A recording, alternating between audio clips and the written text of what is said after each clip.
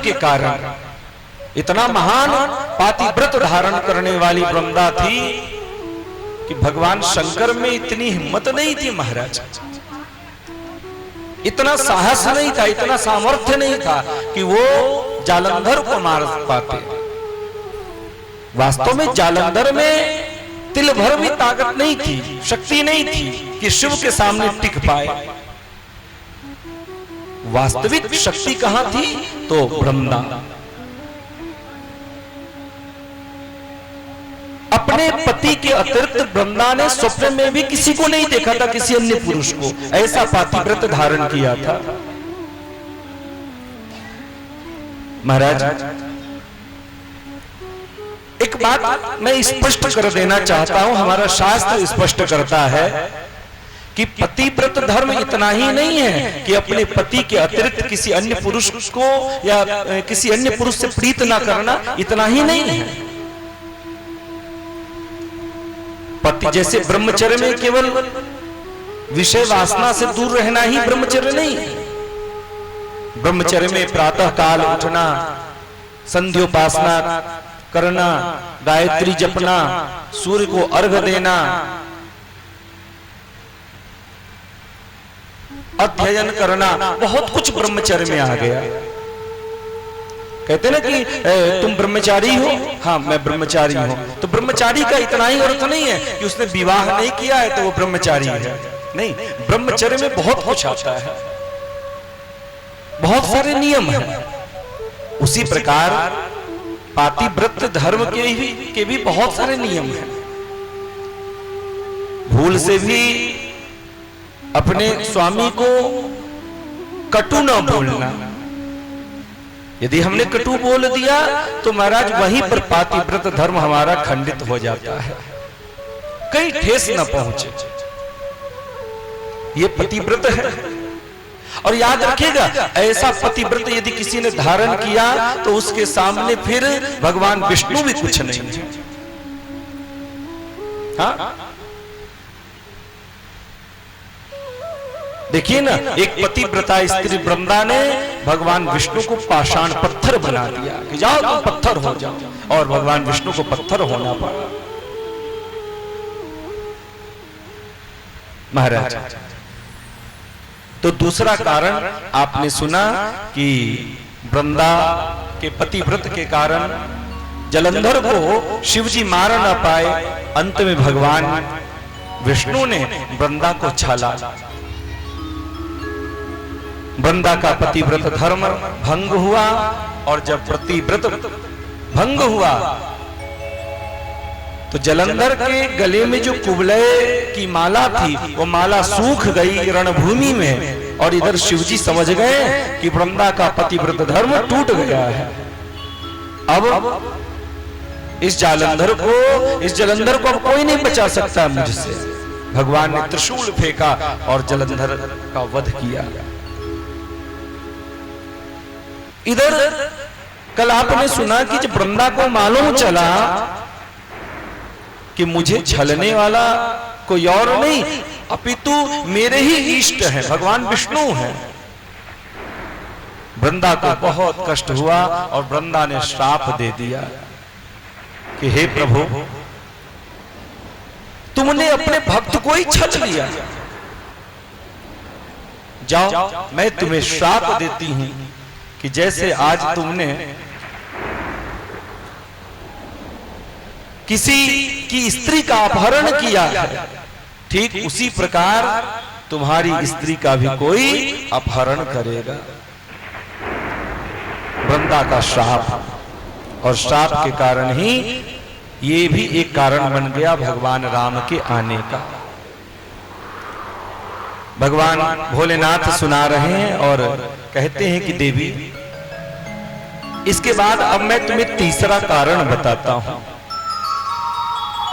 एक जन्म कर कारण एहा, जेहि लगी राम धरी नर देहा। एक जन्म कर कारण एहा, जेहि लगी नाग धरी नर देहा प्रीति अपार कथा संग केरी गुण केरी सुनो पुन करणी कवि सुने मुनि भरनी कवि घनेरी नारद श्याम दीन कुमारा दीन कुमारा दीन कुमारा एक बारा कलप एक लगी अवतारा कलप एक लगी अवतारा। कहा भगवान शंकर ने, अरे भवानी सुनो, भगवान राम के अवतार लेने का एक और कारण है। हाँ, एक और कारण है। क्या? तो भगवान शंकर ने कहा कि एक बार नारद जी ने श्राप दे दिया था भगवान विष्णु को।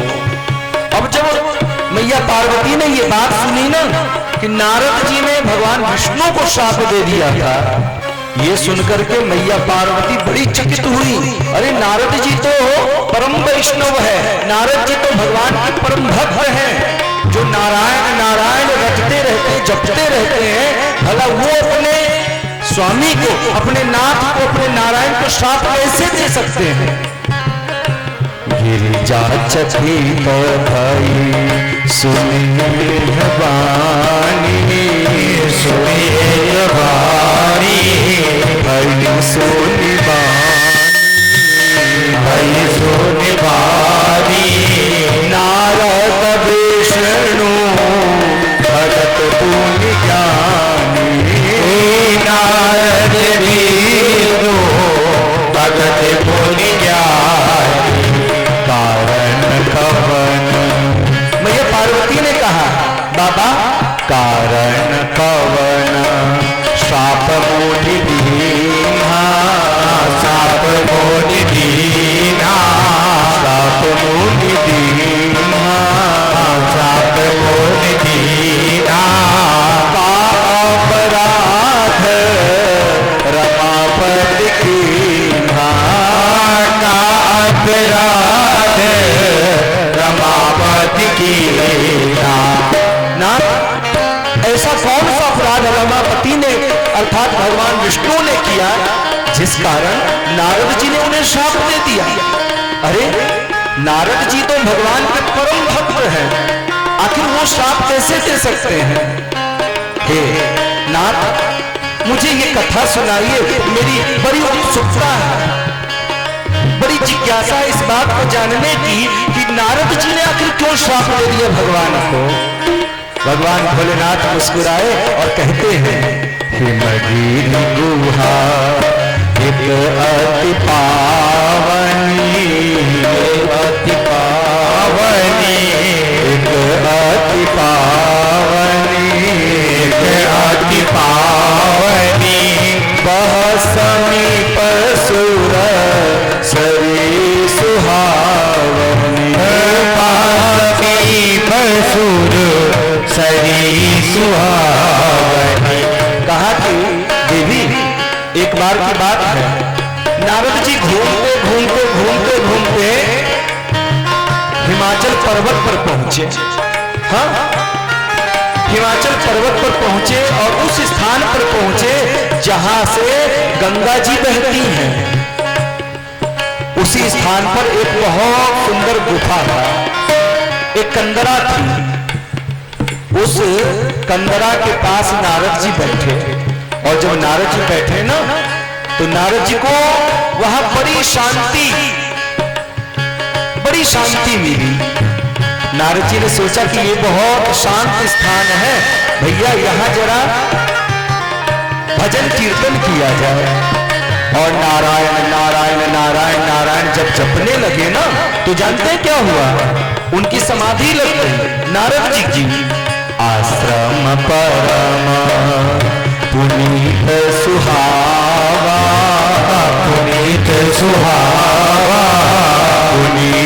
सुहावा पुनीत सुहावा देखी देव ऋषि मन अति भावा देखी देव ऋषि अति भावा।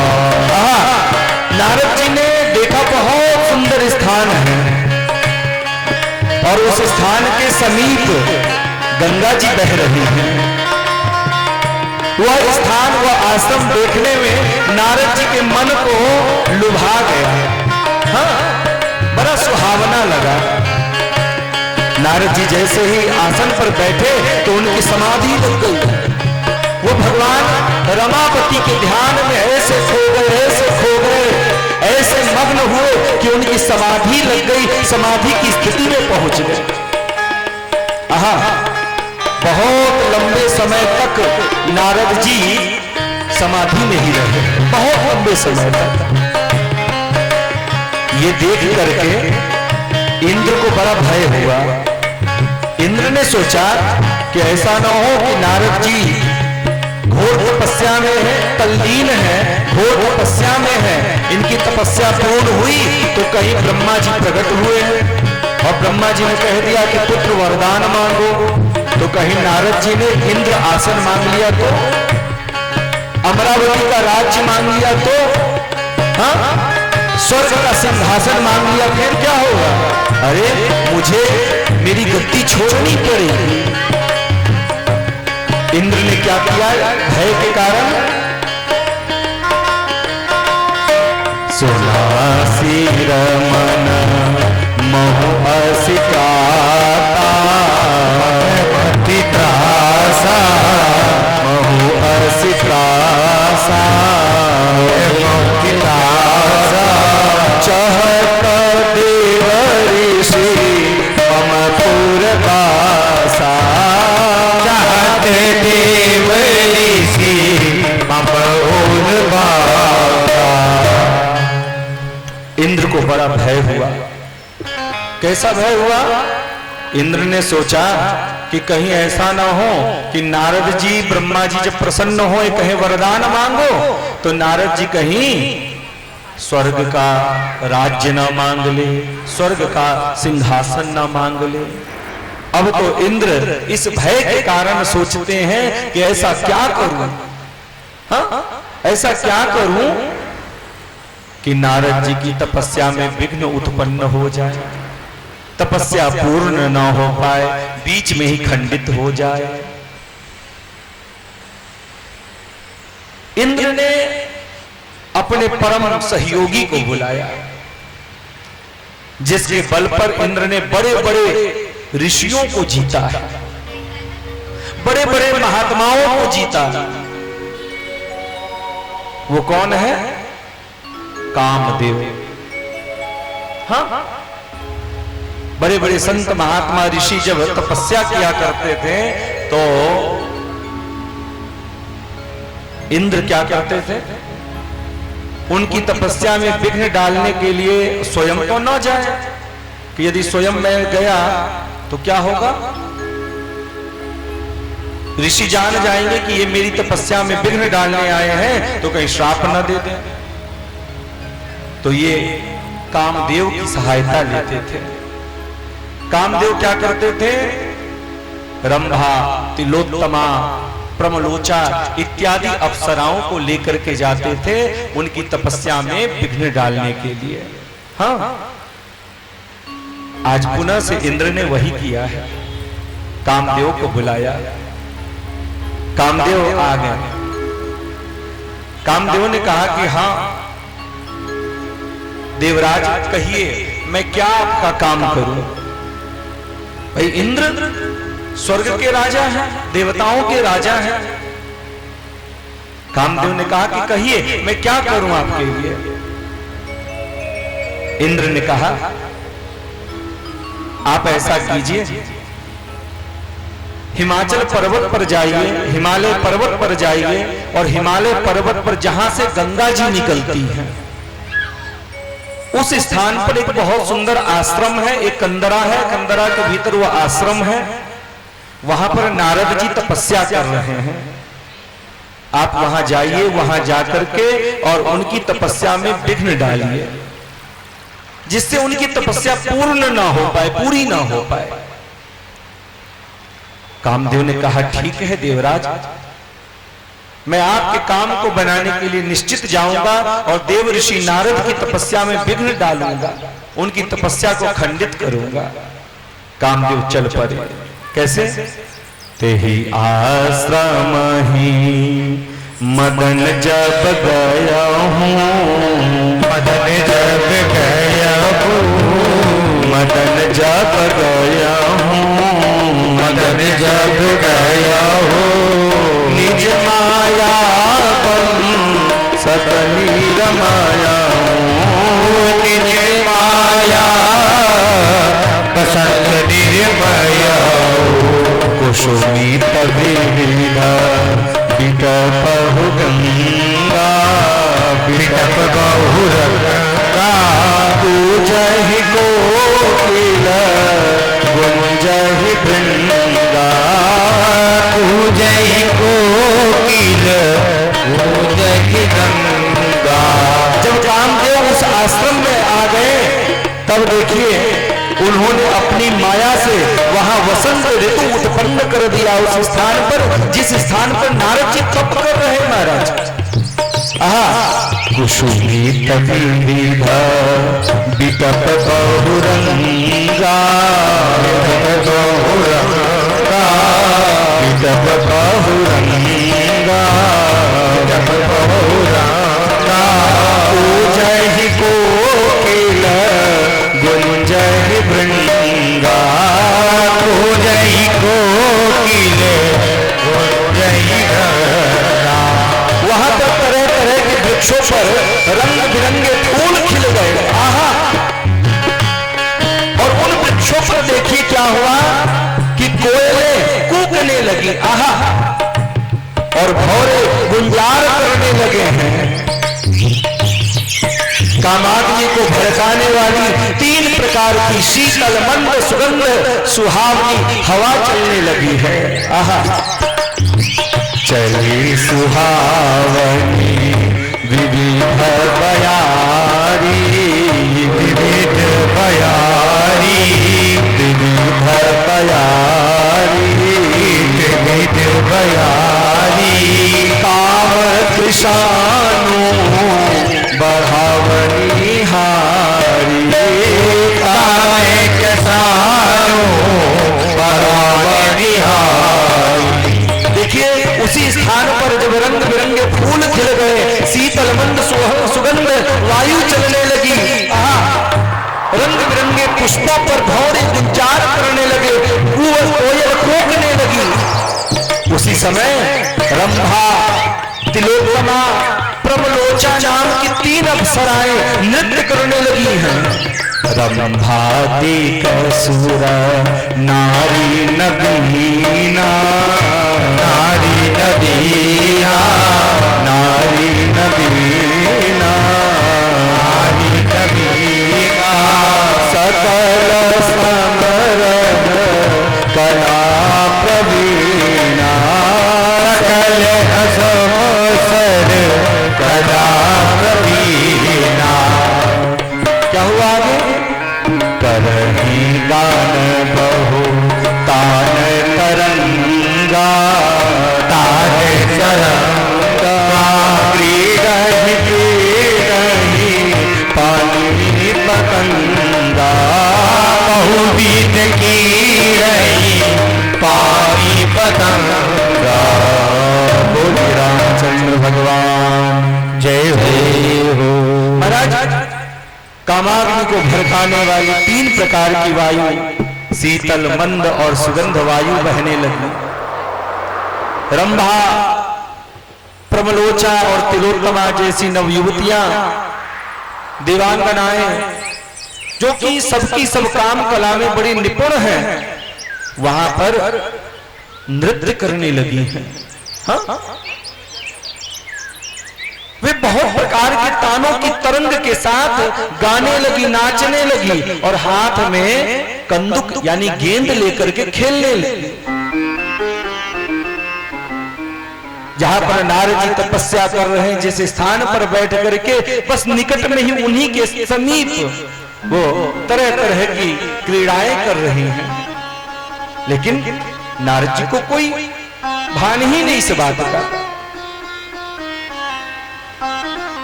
काम कला कछु मुनि ही न व्यापी, कामदेव का प्रभाव नारद के ऊपर नहीं पड़ा।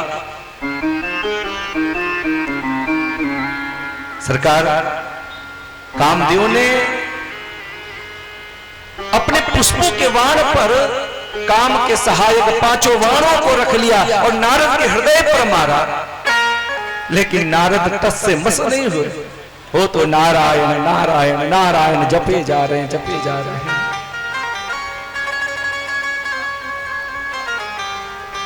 ए प्यारे, जिस कामदेव ने बड़े बड़े योद्धा को जीता,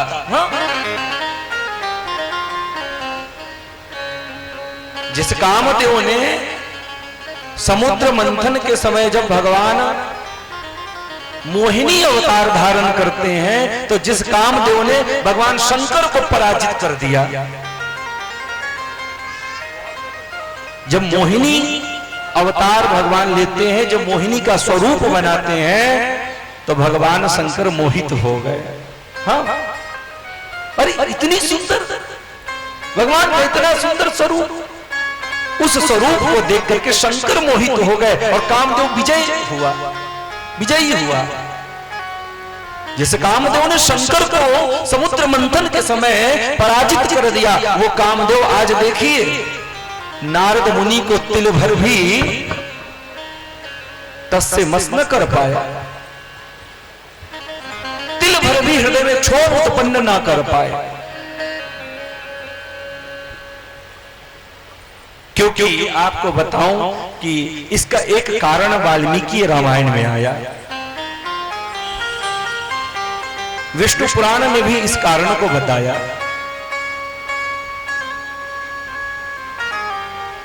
नारद जी को कण्व ऋषि ने एक ब्रह्मपार स्तोत्र दिया था। हाँ, अरे ये अनंग जिसने बड़े बड़े को उठा के पटक दिया, नारद को तिल भर भी